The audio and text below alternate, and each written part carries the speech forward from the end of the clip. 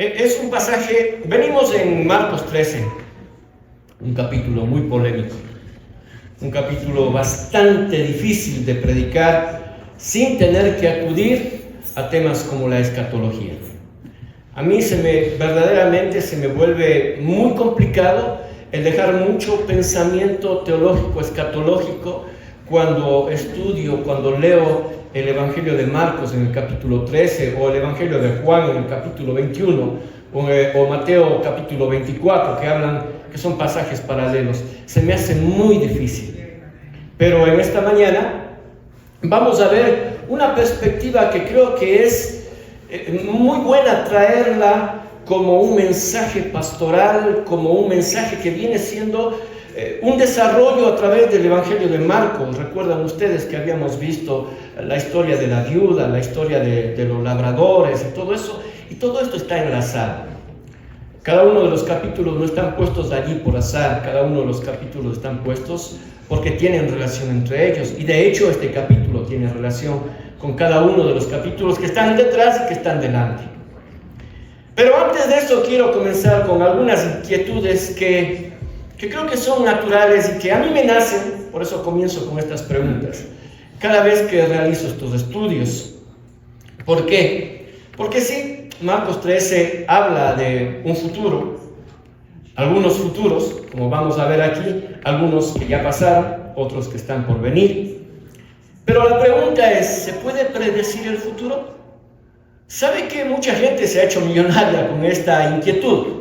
El ser humano de por sí quiere saber qué es lo que le va a suceder después.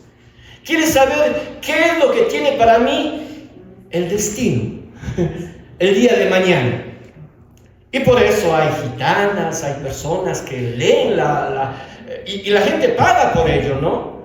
Paga para que le lean el futuro. Algunos acuden a cartas, a muchas cosas. Y todo eso tiene un porqué. Porque el ser humano tiene eso en su corazón. Tenemos eso, el de querer saber qué es lo que nos va a venir después. ¿Qué nos depara el futuro? Y vuelvo a repetir, muchas personas se han hecho millonarias con eso. Muchas iglesias también. ¿Quisiéramos poder saber qué es lo que viene el día de mañana? Yo creo que sí. Si somos honestos, yo creo que sí. Es bueno, no sé si sea bueno o no sea bueno, pero si queremos responder a esta pregunta de si es posible predecir el futuro, la gente va a decir, no es posible. No es posible. Ahora, ¿es esta respuesta absoluta? ¿Verdaderamente?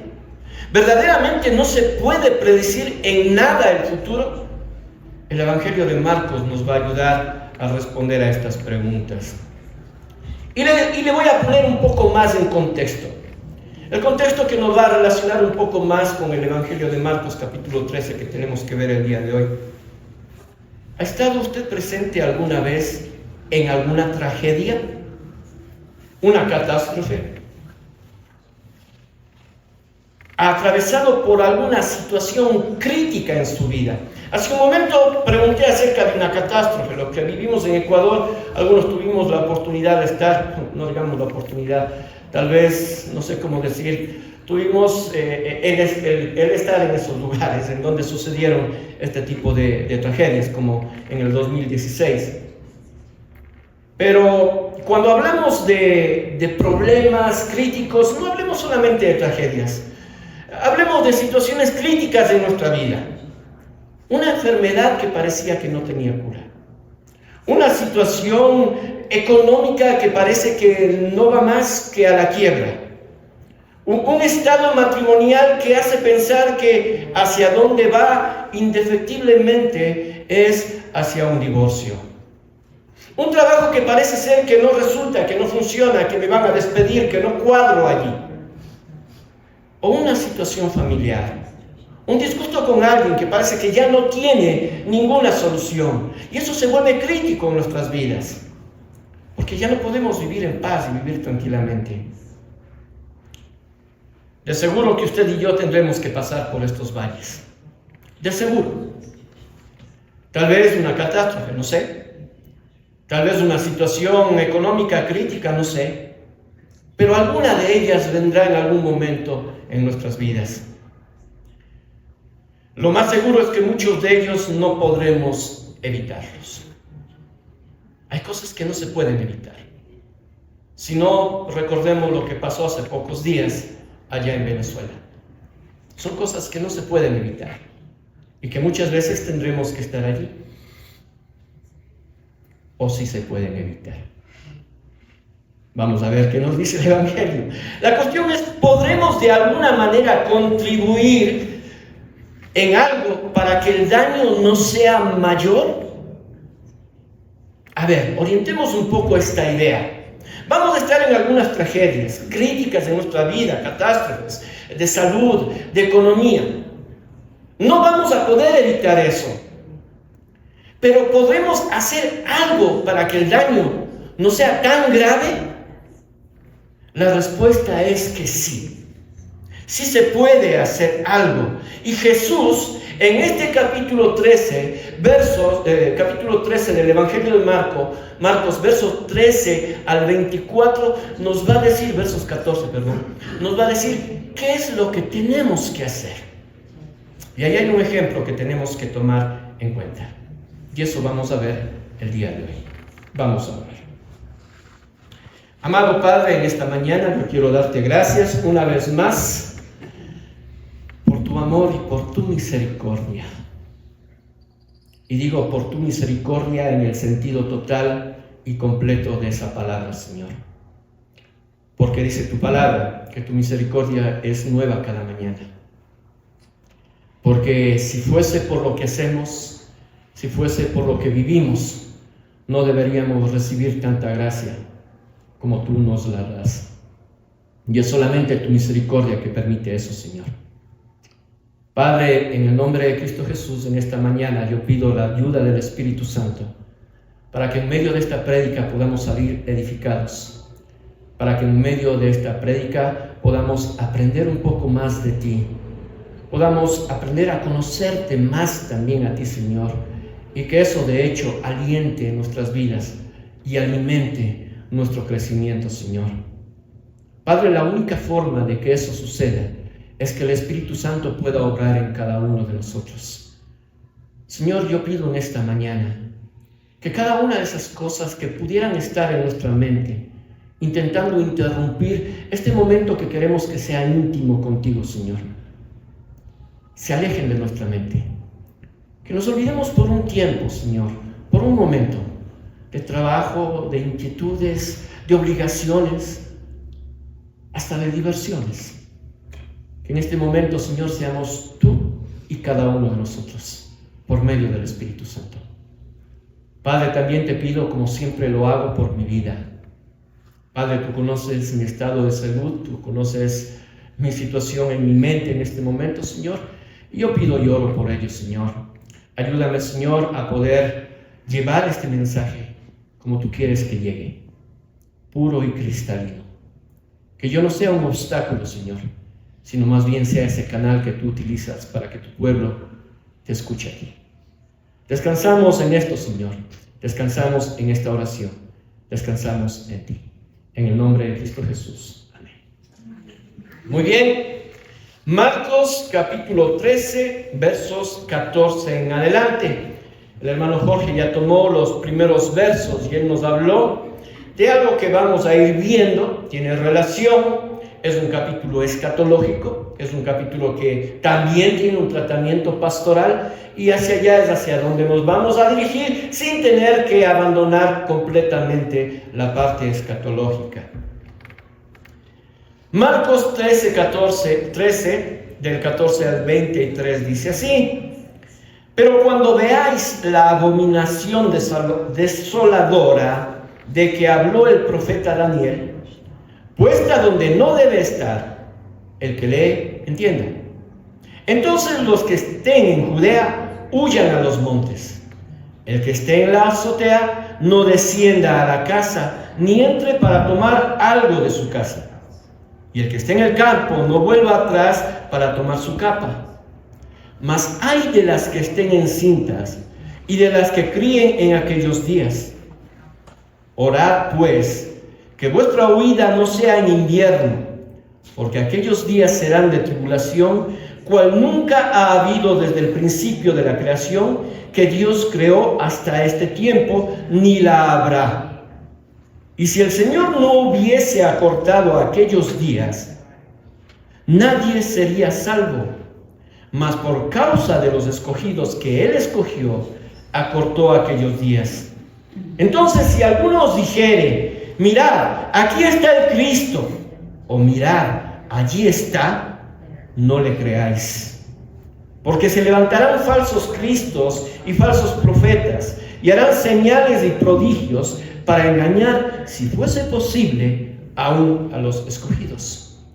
Mas vosotros mirad, os lo he dicho todo antes. Debemos encuadernarnos en este contexto, debemos ubicarnos en lo que está sucediendo. ¿Sabe qué? Existen algunos problemas y posiblemente aquellos que han estudiado ya un poco de escatología van a diferir un poco en mi pensamiento, y es normal. Porque dentro del campo escatológico existen algunas tendencias doctrinales. Yo soy tribulacionista, otro es pre-tribulacionista, uno es milenialista, otro es amilenialista. Bueno, existen algunas tendencias. Y de hecho usted va a ir notando algunas de mis tendencias dentro del desarrollo de esta prédica. Pero hay que tener en cuenta ¿a qué hace esta referencia este pasaje? Este pasaje viene porque se dieron unas preguntas en el capítulo 13, a inicios del capítulo 13. El Señor Jesús se sienta en el monte de los olivos y se acercan unos discípulos a Él a preguntarle, ¿por qué has dicho tú esto? ¿Qué cosa? ¿Qué cosa dijo Jesús? Jesús dijo, porque algunos dijeron, mira maestro, estas paredes, hablando del templo de Jerusalén, mira estas construcciones, hablando de Jerusalén. Pero parece que había envanecimiento en medio de eso. Y el Señor Jesús dijo, no quedará piedra sobre piedra de todo esto. Y quedó una duda.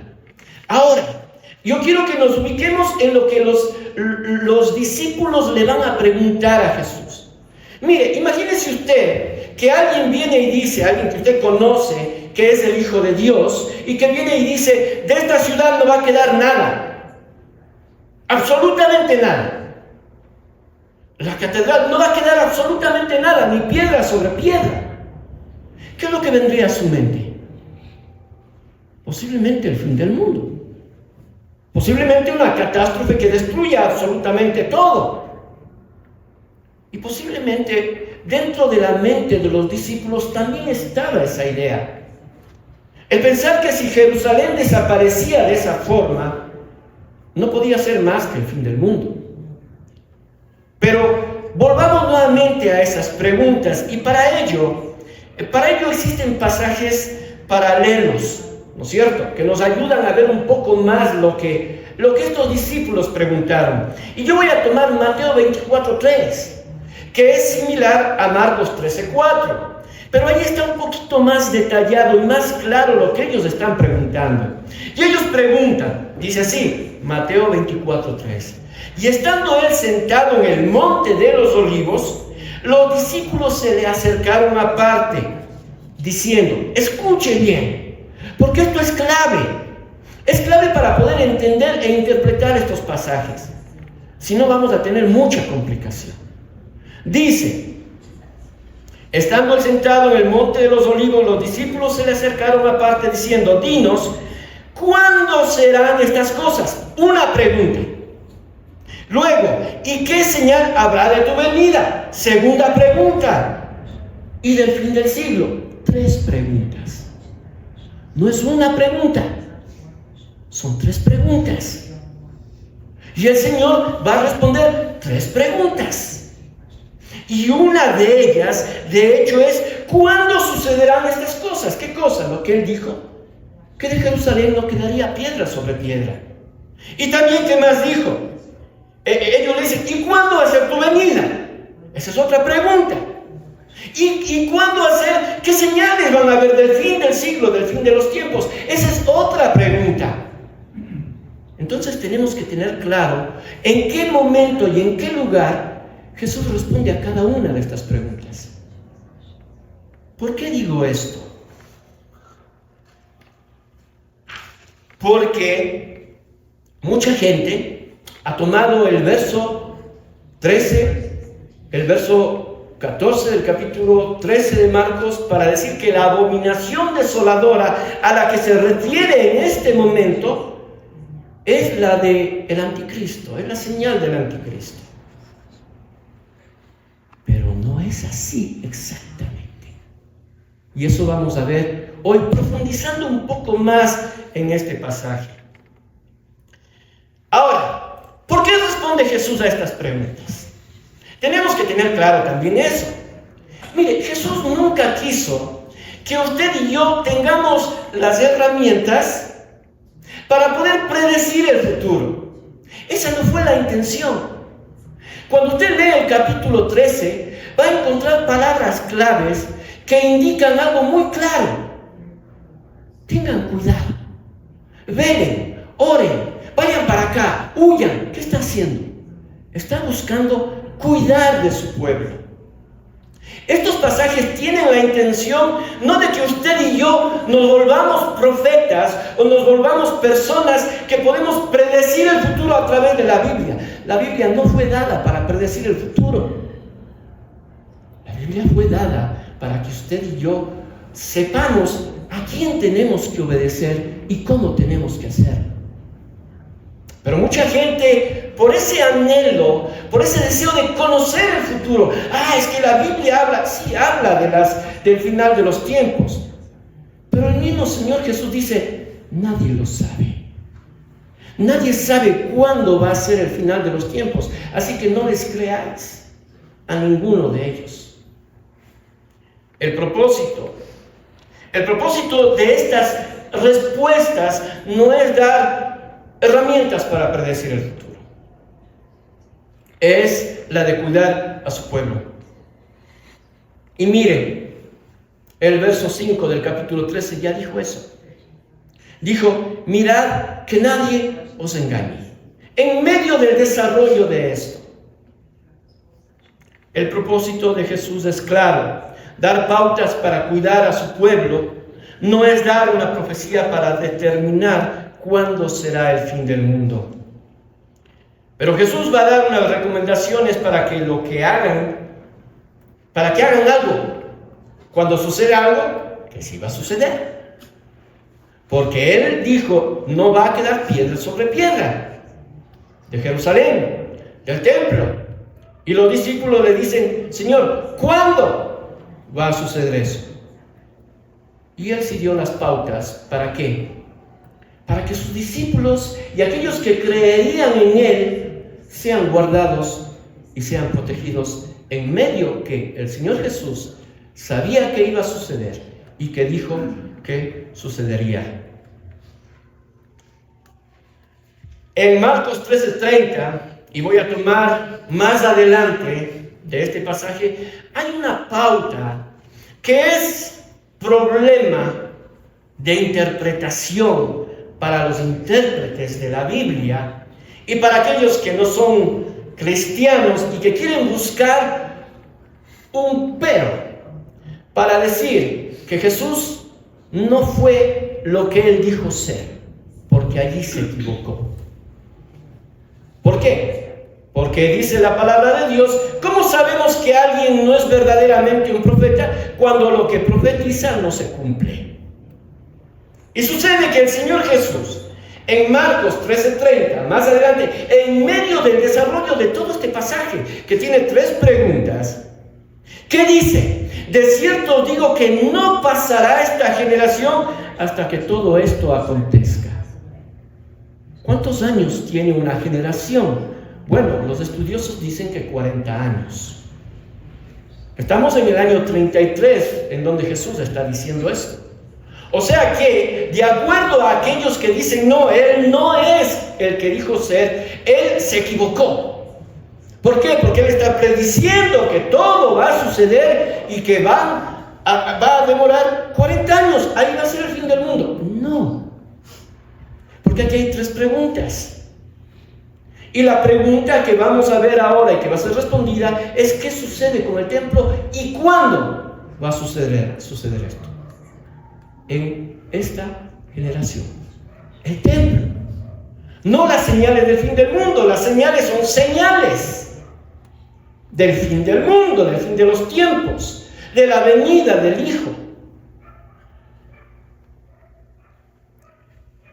Jesús está hablando todo esto en el año 33 y luego de 40 años el templo sería destruido. Eso es historia y es real. La idea de este pasaje es cuidar a los discípulos, cuidar a la iglesia de lo que iba a suceder, de lo que tendría que suceder allí, en este lugar de Jerusalén. Queridos hermanos, no prestemos atención a los falsos profetas que dan fechas para el fin del mundo. Y algunos se equivocaron. De lo que yo recuerdo, el 12 del 12 del 2012. El 12 del 12 del 2012. Allí ya iba a ser el fin del mundo. Que ya se alineaban tales cosas con otras y allí ya todo llevaba a que ya todo se iba a acabar. Las señales que Jesús dice o que la Biblia dice están encasilladas en lo que está sucediendo. El Señor Jesús dice, no les creáis, cuídate de ellos. En Marcos 13:32, más adelantito de lo que dijimos de la generación, de que luego de que pase esta generación sucederían todas estas cosas. El mismo Señor Jesús dice, pero aquel día y de la hora nadie sabe. Nadie. Ni aun los ángeles que están en el cielo, ni el Hijo, sino el Padre. No voy a desarrollar esto porque usted se va a preguntar, ¿y cómo es que el Hijo no sabe? Eso requiere mucho tiempo de explicación. Hay que encuadrar exactamente el texto y ver qué es lo que está diciendo y analizar un poco más allá. Pero no es que Jesús no lo sabía. Este pasaje debe ser tomado como un mensaje pastoral. Vuelvo a repetir, no profético. Y eso lo voy a hacer en esta mañana, pero tiene profecía. Observemos cómo Jesús anhela cuidar a su pueblo. Pero hay cosas que tienen que suceder. Hay catástrofes que tienen que suceder. Mis queridos hermanos, la pregunta más grande en medio de lo que sucede después de una catástrofe, de un terremoto, de un maremoto, justamente el día de ayer estaba viendo, me salen a mí cuando yo empiezo a investigar, la computadora le envía aleatoriamente en las redes sociales lo que usted está averiguando, y me salió acerca del maremoto, el tsunami en Indonesia. Cientos de miles de personas murieron. Cientos de miles de personas. La tragedia más grande que la historia de la humanidad ha recordado en este momento hasta ahora en medio de un cataclismo como eso, un maremoto, un tsunami. Esas cosas van a pasar. Y usted va a decir, la gente dice, pero si Dios ama al mundo, si Dios ama al mundo. Pero no tenemos que olvidarnos que Dios aborrece el pecado. Y que no tenemos que olvidarnos que en medio de ese aborrecimiento al pecado, en medio de ese versus, de ese contraste entre Dios y el pecado, vivimos en un mundo en pecado. Mi querido hermano, aunque usted no lo quiera aceptar, este mundo en el cual vivimos es el resultado de un mundo caído. Y eso implica no solamente ser humano, implica la naturaleza también. Y eso implica que la naturaleza gime, se lamenta a través de este tipo de catástrofes, a través de este tipo de acontecimientos que muchas veces el ser humano también lo provoca, como fue en Jerusalén en el año 70. Estamos en un mundo impactado por el pecado en todas las esferas. Pero ponga atención con lo que va a suceder con el pueblo que rechazó a Jesús. Mire, quiero que me tome con mucho cuidado esto. Yo no estoy en contra del pueblo israelita. No estoy en contra. Yo estoy agradecido del pueblo israelita. Porque el Señor Dios puso su corazón, su mira, sus ojos en ese pueblo. Lo separó, lo hizo santo de muchas formas. De muchas formas. Aún formas que a nosotros nos choca entender.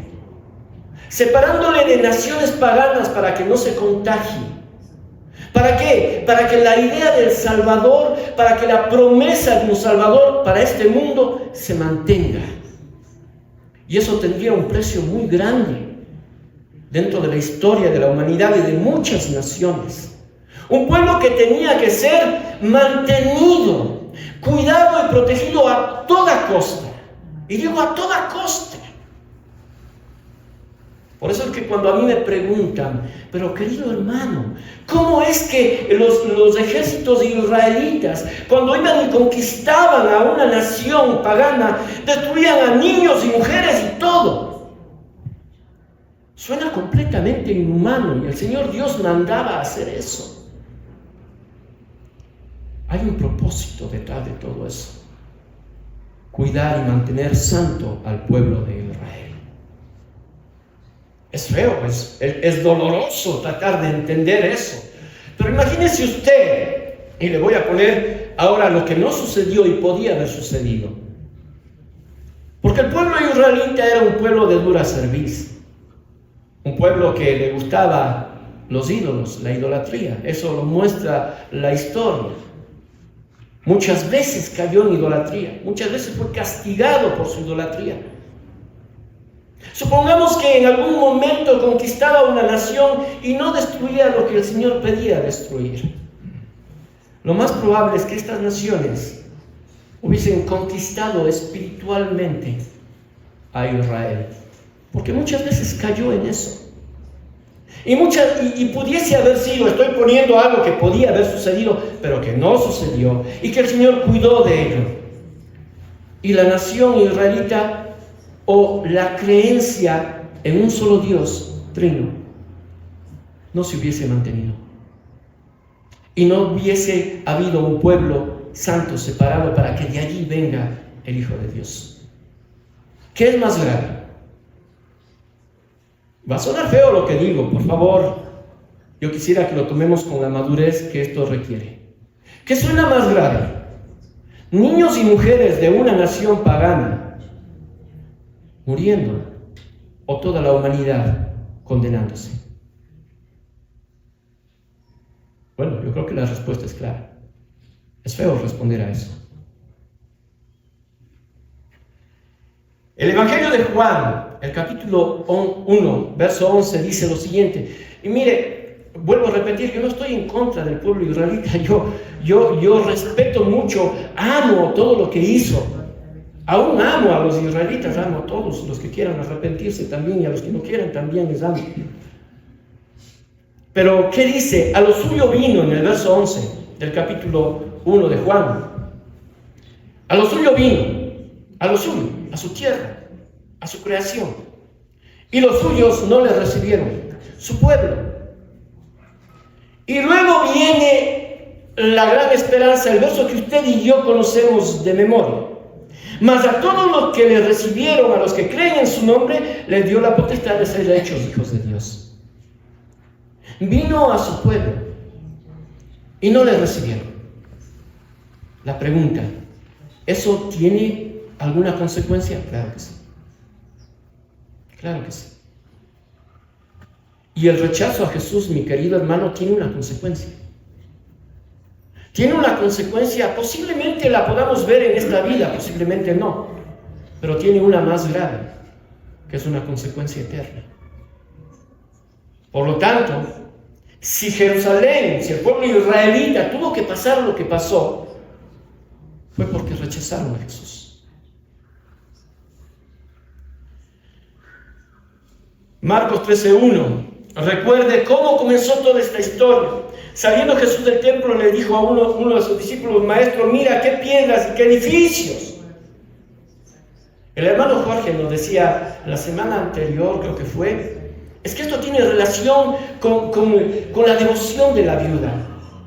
Que dio dos blancas, y eso verdaderamente era lo hermoso, haber entregado todo lo que tenía, en un claro contraste con aquellos ricos que venían y daban monedas de cobre en fundas inmensas para que vean lo que dan, ostentaban. Y este verso comienza en el capítulo 13 con algo que viene arrastrándose de antes. Mira, Jesús, qué piedras y qué edificios. Y Jesús les dice: ves estos grandes edificios, no quedará piedra sobre piedra que no sea derribada. Quiero leerles algo. Yo sé que esta prédica va a durar. Ustedes saben que mis prédicas duran, así que tome aire, acomódese bien. Y quiero pasarles un material que encontré y quiero leerles literalmente, porque para mí esto es muy importante dentro de lo que se está desarrollando aquí y dentro de lo que va a venir un poquito más adelante. Lo tomé de un comentarista y dice así: los discípulos, con el orgullo natural de los judíos, habían llamado la atención de su maestro al esplendor arquitectónico del templo. Mira, le dijeron, qué piedras y qué edificios. Recibieron del Señor una respuesta muy diferente de la que se esperaban. Respuesta que debió entristecerles el corazón y muy apropiada para despertar en sus espíritus el deseo de indagar. No salió de sus labios ninguna palabra que indicara admiración. No aprobó el plan ni el trabajo del edificio suntuoso que tenía ante sus ojos. Tal parece que se olvidó de la forma y belleza del edificio material, absorbido en la consideración de la maldad de la nación en cuyo seno se alzaba. ¿Ves?, replica él, esos grandes edificios, no quedará piedra sobre piedra que no sea derribada. Aprendamos de esa frase solemne que la verdadera gloria de una iglesia no consiste en sus edificios para el culto público, sino en la fe y santidad de sus miembros. Nuestro Señor Jesucristo no podía complacerse en fijar su vista en ese mismo templo que encerraba el Santo de los Santos, el candelero de oro y el altar de los holocaustos. Bien podemos suponer que mucho menos placer puede encontrar en los más espléndidos templos de los que se llaman cristianos, si su palabra y su espíritu no se reverencian en ellos. Gran bien nos hará el recordarlo. Somos naturalmente inclinados a juzgar de las cosas por su apariencia, como los niños que aprecian las margaritas más que el trigo.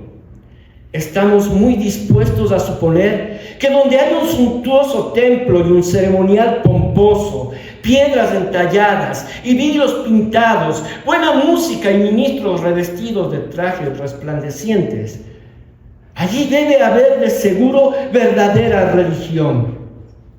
Y sin embargo, posible es que no haya ninguna. Quizás todo se reduce a formas, aparato y excitación de los sentidos. Posible es que no haya nada que satisfaga la conciencia y cure el corazón, y cure el corazón enfermo. ¿Sabe qué? ¿Por qué le traje esto? Porque esto no fue escrito recientemente. Este comentarista es un comentarista que tiene algunos cientos de años y habla de muchas realidades que hoy se viven. ¿Por qué? Porque el ser humano es así. Porque muchas veces el ser humano admira la pomposidad, la belleza de las cosas y no mira el interior de las cosas. A veces funcionamos así. De aquí, de este momento parte esta respuesta. Pero cuando veáis la abominación desoladora de que habló el profeta Daniel, puesta donde no debe estar, el que lea entienda. Entonces, ¿qué? entonces hay que hacer algo. Y ya vamos a ver eso. Ahora, yo quiero que usted tenga un poquito más de idea de lo que significa esta abominación desoladora. Esta frase, porque esta frase fue dada y fue escrita también, está escrita en el libro de Daniel. Y ahí habla claramente del anticristo. Sí, eso es verdad. Pero una traducción un poco más cercana a esta frase también nos diría lo siguiente: es una abominación que produce desolación. Es una abominación que produce desolación. Entonces ya no me concentro solamente en ¿qué? En la abominación que se dio en el año 128 a.C. con Antíoco Epífanes, conocido como el loco. ¿Qué hizo este hombre? Este hombre vino y sacrificó un cerdo en el templo y trajo y puso la imagen de Zeus en el templo. Un sacrilegio, una abominación. Pero eso es una cosa de la frase. Pero esta abominación trajo algo como consecuencia. No solamente un hecho de ir a un templo y poner un acto sacrílego, como poner un Zeus, un dios griego, adorarlo en el templo israelita y sacrificar un cerdo, una cerda. No solamente eso, la idea va mucho más allá. La idea es todo lo que esto generó y por lo que se dio, la desolación que eso produce. Escatológicamente se usa este verso para decir, allí está. Allí se está hablando del anticristo. Para mí, no se está hablando del anticristo. Se está hablando de lo que pasó en el año 128 a.C. Lo que hicieron y lo que esto produjo. Por eso dije, va a chocar posiblemente con su forma de pensar, porque escatológicamente yo me manejo de una forma diferente. Alguien puede decirme, no, ahí está claro la abominación desoladora que dice en Daniel. El que lea, entienda. Dice Marcos, el que lea, entiende. ¿Por qué? Escuche esto. ¿Quién está hablando aquí? Jesús. ¿Quién está escribiendo? Marcos. Marcos dice, lo que leen de mí, entiendan por favor. Lo que leen de lo que dijo Jesús. Escatológicamente, vuelvo a repetir, se utiliza para indicar la llegada del anticristo. El anticristo vendrá al nuevo templo de Jerusalén que será reconstruido. Para eso se necesita un tercer templo que se tiene que levantar en Jerusalén. ¿Saben dónde? En donde existe ahora una mezquita. ¿Cómo hacemos eso? Porque allí estaba levantado el templo.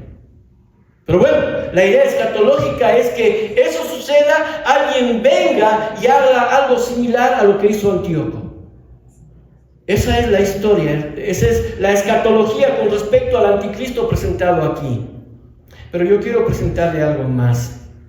Este pasaje, para mí, muestra lo que sucedería en el año 70, después de Cristo. Vaya, lea, por favor. Yo le desafío.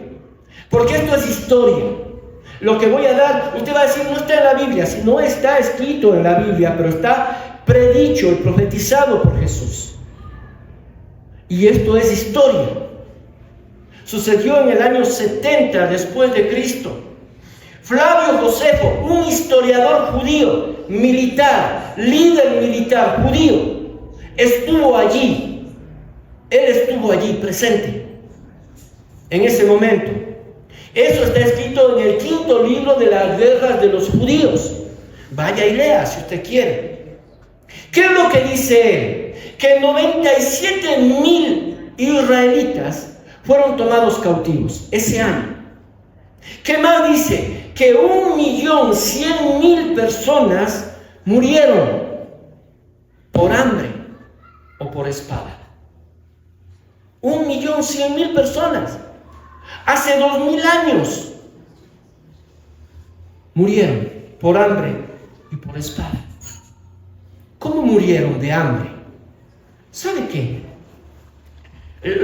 Lo triste de esta situación es que en Jerusalén en estos años habían 3 grupos en el interior de Jerusalén que luchaban entre ellos por ver quién tiene el poder, y crearon una guerra civil interna judía en Jerusalén. ¿Y saben qué hicieron?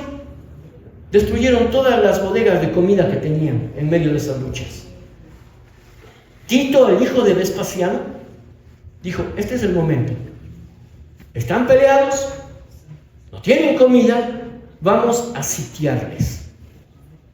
Es por eso que la toma de esta ciudad tomó tan poco tiempo, 5 meses.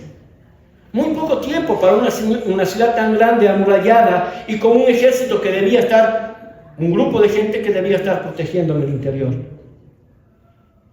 Pero Flavio Josefo describe la desolación. Porque Jesús dice: y no se va a volver a repetir esto nunca más. Allí está, diría un escatólogo que hablaría de un anticristo. Allí está lo que está diciendo Jesús. Esto no se va a volver a repetir nunca más. Eso ya es el fin de los tiempos. No, esto no se volvería a repetir nunca más con el pueblo judío como se dio allí. Escuche lo que pasaba. Era tanta el hambre, la ciudad fue sitiada por el ejército romano, que escarbaban entre el estiércol de las vacas para buscar hierba y comer. Cogían las hebillas de cuero que tenían y mordían, rumían como vacas para tratar de sacarle algún sabor, algo que quite el hambre. Tomaban sus zapatos de cuero y los mordían para tener algo que comer. Dice Flavio Josefo en su relato: a mí me espeluznó esto, porque él estuvo allí presente, y ya voy a indicar cómo es que él se salvó. Él dice que ni bien le estaban enterrando a alguien, de los que estaban enterrando, uno ya estaba muriendo por lo menos. Así era. Así fue la desolación, la crisis que vivió esta ciudad. Dice Flavio Josefo, en una de sus descripciones más, quiero que por favor me perdonen, porque esto va a doler el corazón de muchos posiblemente. De hecho, en una de sus descripciones más fuertes, dice que hay la historia de una mujer que asó a su bebé para comer ella y dar de comer al resto de sus hijos. A ese extremo. La pregunta es: ¿esto se ha vuelto a repetir? ¿Se va a volver a repetir algo de esto? No. Yo estoy seguro que no, porque Jesús lo dijo. Será una desolación como nunca ha habido ni habrá. El pueblo israelita tuvo que vivir eso. ¿Cómo se salvó Flavio Josefo? ¿Cómo se salvó? Él fue donde los líderes romanos y dijo: me rindo. Me rindo. Yo sí soy judío, pero yo me rindo. Y se entregó. Y por eso tenemos la historia relatada por él mismo, alguien que estuvo allí, un historiador. Ahora, ¿qué hacer? Porque en medio de este grupo, en el año 70, ¿había o no habían ya cristianos? Claro que habían cristianos. ¿Ya había una iglesia primitiva? Claro que había una iglesia primitiva. Y yo les dije o no les dije que este pasaje tenía la misión de ¿qué? De cuidar de su pueblo. ¿Sabe quiénes se salvaron? Entre a Google. Busque. ¿Quiénes se salvaron de la desolación del año 70 en Jerusalén? Flavio Josefo y los primitivos cristianos. Fueron los únicos que se salvaron. ¿Por qué? ¿Por qué? ¿Por qué ellos se salvaron? Porque cuando vieron las señales que Jesús les dijo, en Juan es más claro, en Lucas, capítulo 21, dice, el mismo Señor Jesús dice que cuando veáis el ejército rodeando la ciudad, huye a los montes. Y los cristianos hicieron eso. Le creyeron a Jesús. Y fueron los únicos que se salvaron. ¿Cuidó o no cuidó a su pueblo? El Señor cuidó a su pueblo. Ahora, ¿qué más? Mire, usted y yo somos cristianos. Usted y yo podemos estar en una situación no como esa, pero algo, una tragedia, una situación crítica. ¿Qué hacer? ¿Qué hacer? Y el Señor Jesús dice, verso 17, mas hay de las que estén encintas y las que críen en aquellos días. Orad, escuchen, pues que vuestra oída no sea en invierno, porque aquellos días serán de tribulación cual nunca ha habido desde el principio de la creación que Dios creó hasta este tiempo, ni la habrá. ¿Qué les dice Jesús? Oren para que esto no pase en invierno. Yo estoy seguro que ellos oraron. ¿Sabe por qué? Porque Jerusalén fue sitiado en el mes de abril, en verano. Y el sitio de la ciudad de Jerusalén terminó en septiembre. ¿Sabe cuándo comienza el invierno allá en Jerusalén? En diciembre. Ellos oraron para que esto no suceda en esa época. ¿Qué tenemos que hacer en medio de esas dificultades? Mire, a veces parece ilógico, parece irracional el orar en medio de una tragedia. O el orar para que una tragedia no sea tan grave. Pero funciona. La desolación de Jerusalén nos muestra que funciona. Jesús nos muestra como un claro ejemplo que la oración tuvo efecto. Y no sucedió en invierno. Pero algo más.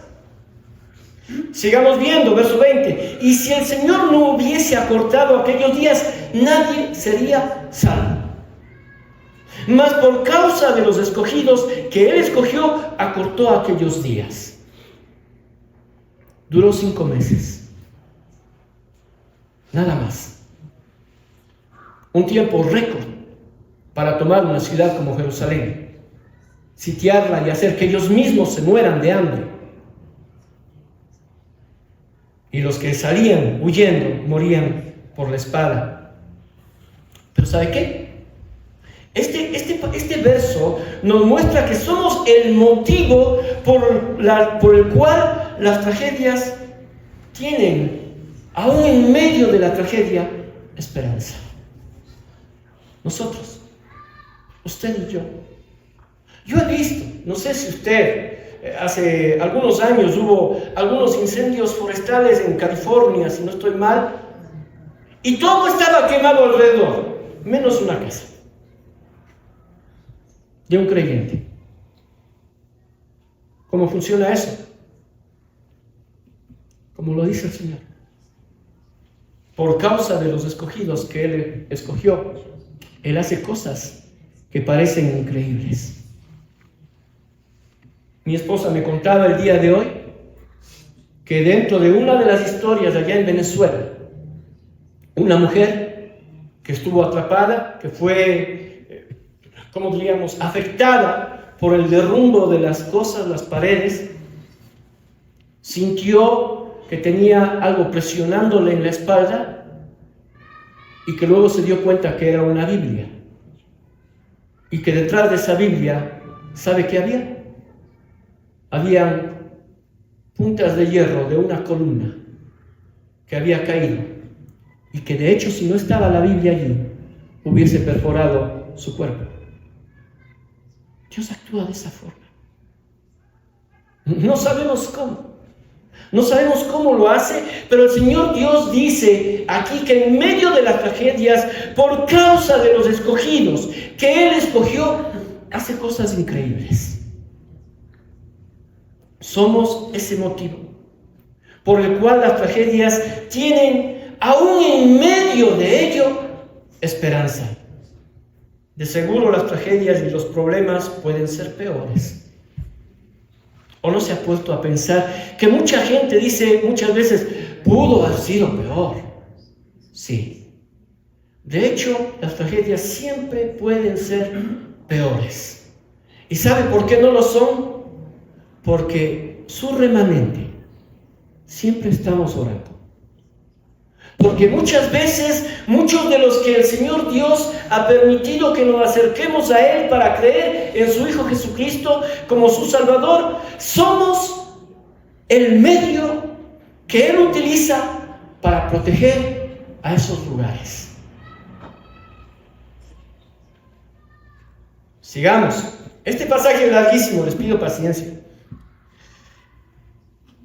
Marcos 13:21. Entonces, si alguno os dijere, mirad, aquí está el Cristo, o mirad, allí está, no le creáis.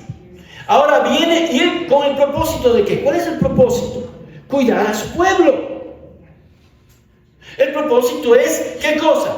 No creer a aquellos que dicen, allí está el Cristo. Esto va a suceder de esta manera.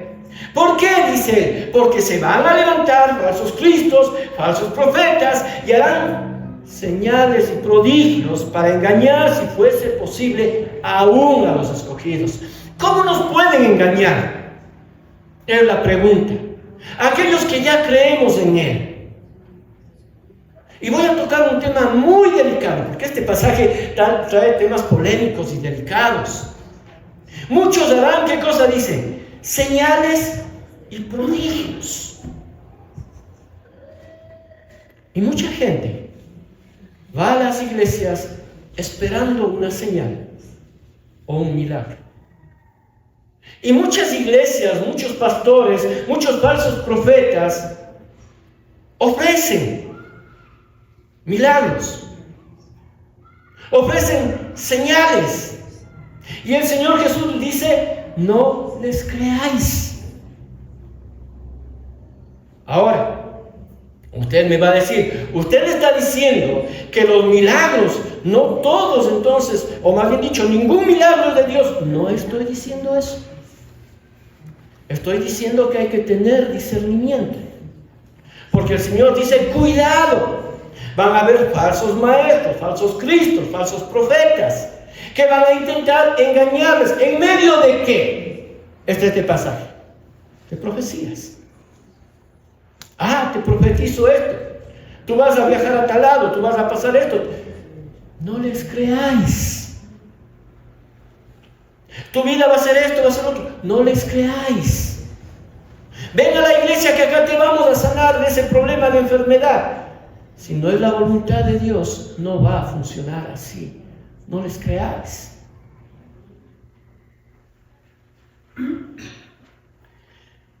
Y dice en el verso 23, y con esto termino, mas vosotros mirad, os lo he dicho todo antes. Él nos previene, Él nos ama, Él nos cuida a cada uno de nosotros. Pero existe algo que usted y yo tenemos que hacer. Tenemos que estar atentos. Tenemos que estar alertas, tenemos que estar orando, tenemos que estar pendientes. Este pasaje no muestra, no dice, ¿no es cierto?, que los nativos, los de la iglesia nativa, la iglesia primitiva, de Cristo, dijeron, ya, el Señor Jesús nos va a cuidar. Él dijo que nos va a cuidar, que nos ama, y aquí en medio de todo lo que pase, de donde sea, vamos a tener para comer. No. Ellos tomaron acción y obedecieron lo que Jesús dijo. Huyeron a los montes. ¿Cuánto nos ama que nos advierte? No crean en falsos profetas, no crean en falsos cristos. ¿Pueden hacer milagros? Sí, pueden hacer milagros. Pero el presentar una señal o un milagro no quiere decir que es un creyente. No sé si me explico. No quiere decir, el hecho de que yo sea creyente no está ratificado, no está comprobado porque yo tenga que hacer señales o milagros. Y alguien que hace una señal o un milagro no necesariamente puede ser un creyente. Porque no nos olvidemos que el demonio quiere robar, matar y destruir, y que vino para engañar. Y que él también puede hacer señales y prodigios. Milagros y señales no son la muestra de un cristiano. ¿Cuál es la muestra de un cristiano? ¿Cuál es la señal de que usted y yo somos cristianos? ¿El que hacemos milagros? ¿O el que le obedecemos a él? Si obedecéis mis mandamientos, sois verdaderamente mis discípulos, dijo el Señor Jesús. Esa es la señal de un cristiano. Nuestra tarea como cristianos no es tratar de averiguar cuándo van a suceder las cosas por venir. Esa no es nuestra labor. Ni siquiera los que somos maestros de clases de escatología. No, esa no es nuestra labor.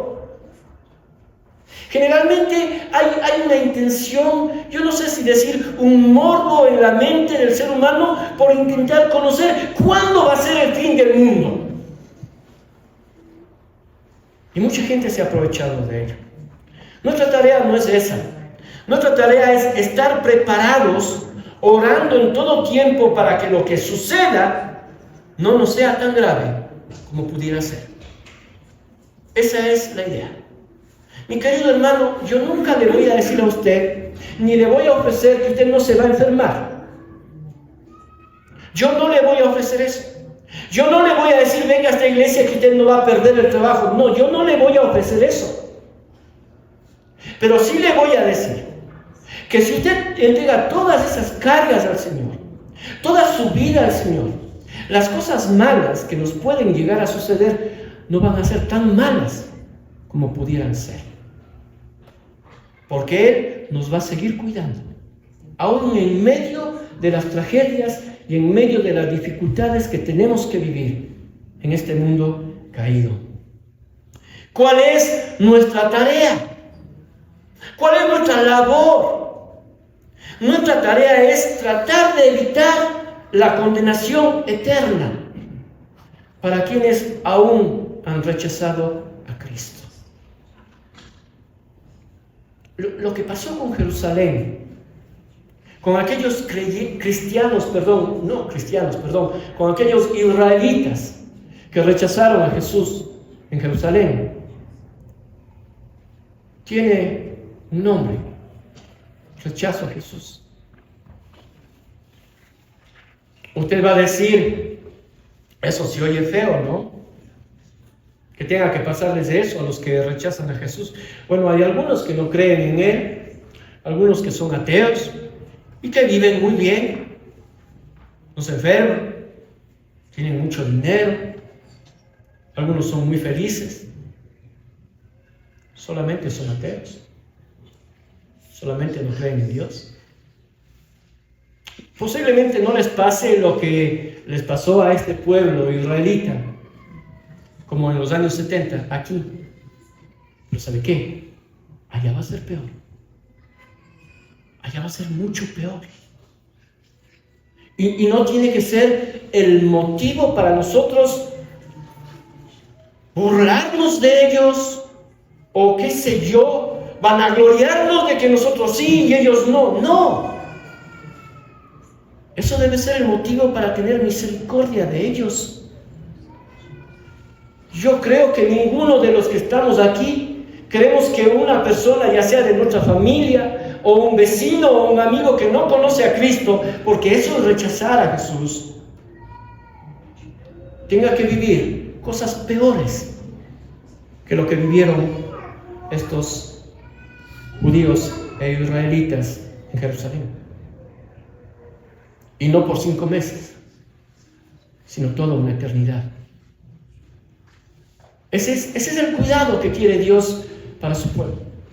Ese es el cuidado que el Señor Jesús ahora nos encomienda a nosotros. Aquellos que llevamos el mensaje de la palabra de Dios, tenemos que advertirles a ustedes. Cuidado